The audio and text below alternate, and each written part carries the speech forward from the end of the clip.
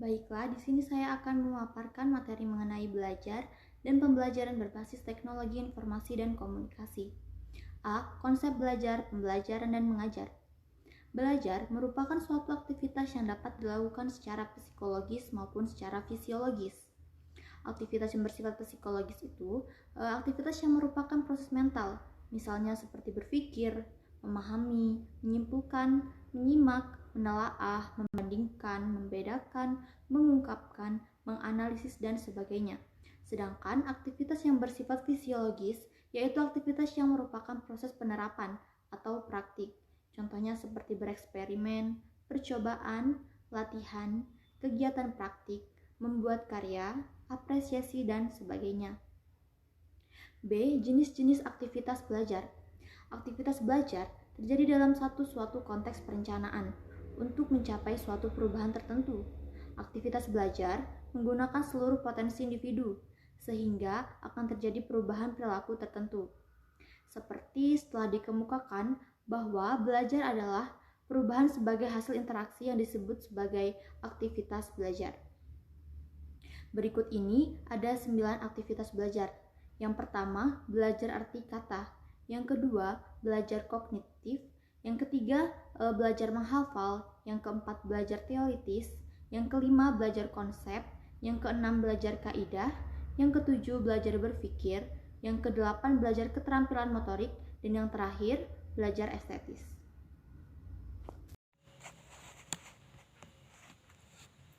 C. Prinsip-prinsip belajar. Pertama, perhatian dan motivasi. Perhatian terhadap pelajaran akan timbul pada siswa apabila bahan pelajaran itu dianggap penting. Motivasi adalah tenaga yang digunakan untuk menggerakkan dan mengarahkan aktivitas seseorang. Motivasi dapat bersifat internal, artinya datang dari dirinya sendiri, dan juga bersifat eksternal, yakni datang dari orang lain. Yang kedua, keaktifan. Menurut John Dewey mengemukakan bahwa menurut teori ini, anak memiliki sifat aktif, konstruktif, dan mampu merencanakan sesuatu. Dalam proses belajar mengajar, anak mampu mengidentifikasi, merumuskan masalah, mencari dan menemukan fakta, menganalisis, menafsirkan, dan menarik kesimpulan. Yang ketiga, keterlibatan langsung. Menurut Edgar Delley, dalam penggolongan pengalaman belajar yang dituangkan dalam co-expression atau kerucut pengalaman, mengemukakan bahwa belajar yang paling baik adalah belajar dari pengalaman langsung. Belajar secara langsung tidak hanya mengamati secara langsung, melainkan harus menghayati, terlibat langsung dalam perbuatan, dan bertanggung jawab terhadap hasilnya. Keterlibatan siswa di dalam belajar tidak hanya keterlibatan fisik semata, tetapi juga keterlibatan emosional. Yang keempat, pengulangan. Menurut teori psikologi daya, belajar adalah melatih daya-daya yang ada pada manusia, yang terdiri atas mengamat, menanggap, mengingat, menghayal, merasakan, berpikir, dan sebagainya. Dengan mengadakan pengulangan, maka daya-daya tersebut akan berkembang. Yang kelima, tantangan. Teori medan dari Kurt Lewin mengemukakan bahwa siswa dalam situasi belajar berada dalam suatu medan atau lapangan psikologis. Yang keenam, balikan dan penguatan. Untuk memperoleh balikan penguatan, bentuk-bentuk perilaku siswa yang memungkinkan diantaranya adalah dengan segera mencocokkan jawaban, dengan kunci jawaban. Yang ketujuh, perbedaan individu. Siswa merupakan individual yang unik, artinya tidak ada dua orang siswa yang sama persis. Tiap siswa memiliki perbedaan satu dengan yang lainnya. Perbedaan belajar ini berpengaruh pada cara dan hasil belajar siswa. Implikasi prinsip-prinsip belajar bagi siswa. Relasi interpersonal guru dan siswa yang baik juga menunjukkan bagaimana motivasi guru menjalankan tugasnya. Sebagai pendidik, ia membangkitkan motivasi belajar siswa dan akhirnya mempengaruhi hasil belajar siswa. Dalam relasi interpersonal, kedua belah pihak saling mempengaruhi dan dalam proses interaksi tersebut, kedua belah pihak saling menyesuaikan diri. Karena itu, motivasi guru akan mempengaruhi dan dipengaruhi juga oleh motivasi siswa. Untuk menjalin komunikasi yang berlangsung di antara siswa dengan sesamanya atau dengan guru-gurunya dipengaruhi oleh kepribadian, kehendak berkomunikasi, keinginan memberi relasi baru, atau kebutuhan untuk memperoleh informasi. Implikasi prinsip-prinsip belajar bagi guru. Ada saran menarik yang diberikan Rick Coman et al. 2009 bagi para guru untuk meningkatkan efektivitas komunikasi seperti berikut ini.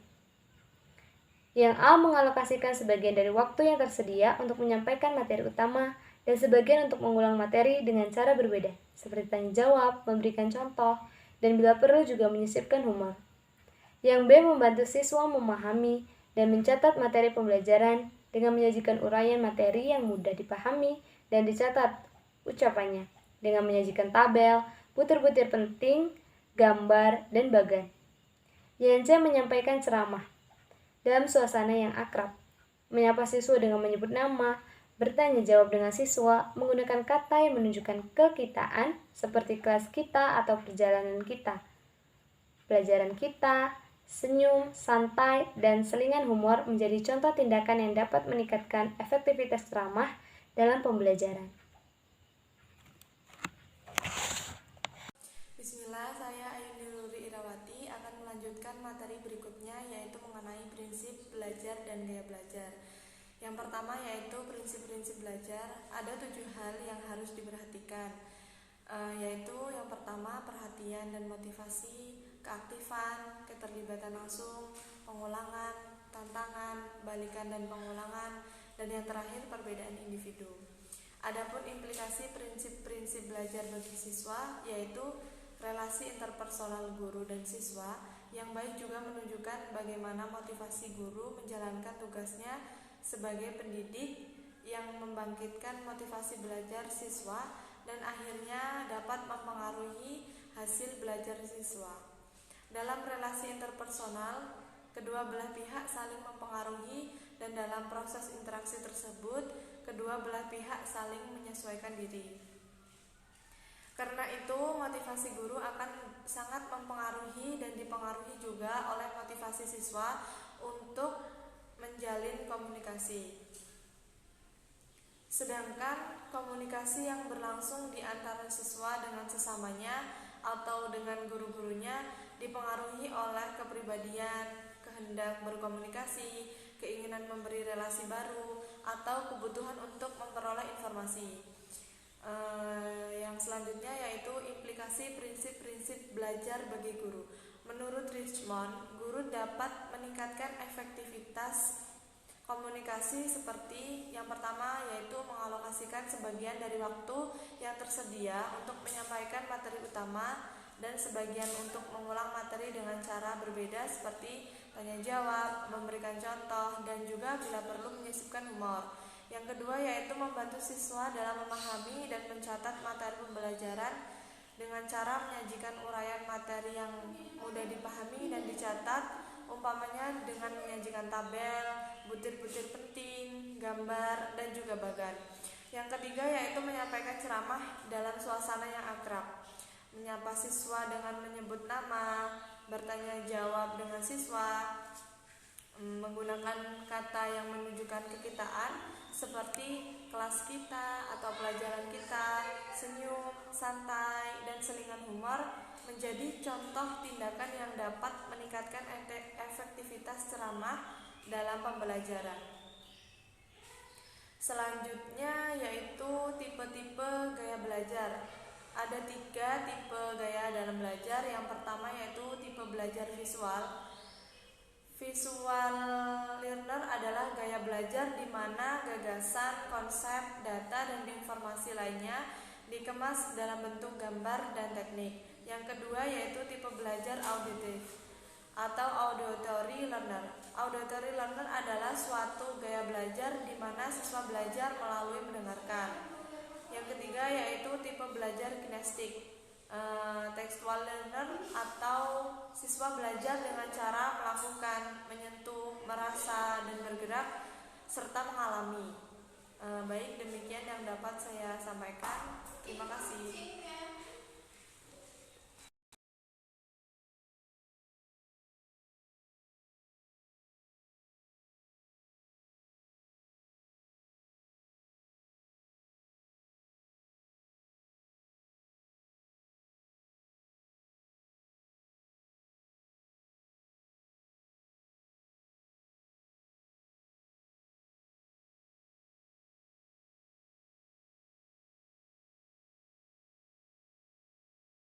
Selanjutnya, komponen pembelajaran. Ciri utama dari kegiatan pembelajaran adalah adanya interaksi. Interaksi yang terjadi antara siswa dengan lingkungan belajarnya, baik itu dengan guru, teman, alat, media pembelajaran, dan sumber-sumber belajar yang lain. Sedangkan ciri yang lain dari pembelajaran ini berkaitan dengan komponen-komponen pembelajaran itu sendiri, di mana di dalam pembelajaran akan terdapat komponen sebagai berikut. Yang pertama, tujuan pembelajaran, yang kedua bahan pembelajaran, yang ketiga media pembelajaran, yang keempat strategi pembelajaran, yang kelima evaluasi pembelajaran. Penjelasan mengenai komponen-komponen pembelajaran di atas adalah sebagai berikut. Yang pertama, tujuan pembelajaran itu sendiri adalah untuk meningkatkan kecerdasan, pengetahuan, kepribadian, dan akhlak mulia. Yang kedua, bahan pembelajaran diartikan sebagai segala bentuk yang ada di luar diri seorang yang bisa digunakan untuk membuat atau memudahkan terjadinya proses belajar pada diri sendiri ataupun peserta didik. Yang ketiga, strategi pembelajaran adalah tipe pendekatan spesifik untuk menyampaikan informasi dan kegiatan yang mendukung penyelesaian tujuan khusus. Yang keempat, media pembelajaran merupakan salah satu alat untuk mempertinggi proses interaksi guru dengan siswa dan interaksi siswa dengan lingkungan, dan sebagai alat bantu mengajar dan dapat menunjang penggunaan metode mengajar yang digunakan oleh guru dalam proses belajar. Yang kelima, evaluasi pembelajaran merupakan alat indikator untuk menilai pencapaian tujuan-tujuan yang telah ditentukan serta menilai proses pelaksanaan mengajar secara keseluruhan. Selanjutnya, yang G, tipe-tipe pembelajaran. Tipe-tipe pembelajaran berdasarkan orientasinya Joyce dan Well telah mengelompokkan model-model belajar dalam 4 orientasi, diantaranya yang pertama information processing orientation, yang kedua social interaction orientation, yang ketiga person orientation, yang keempat behavior modification orientation. Selanjutnya, pendekatan pembelajaran. Pendekatan merupakan titik tolak atau sudut pandang kita terhadap proses pembelajaran.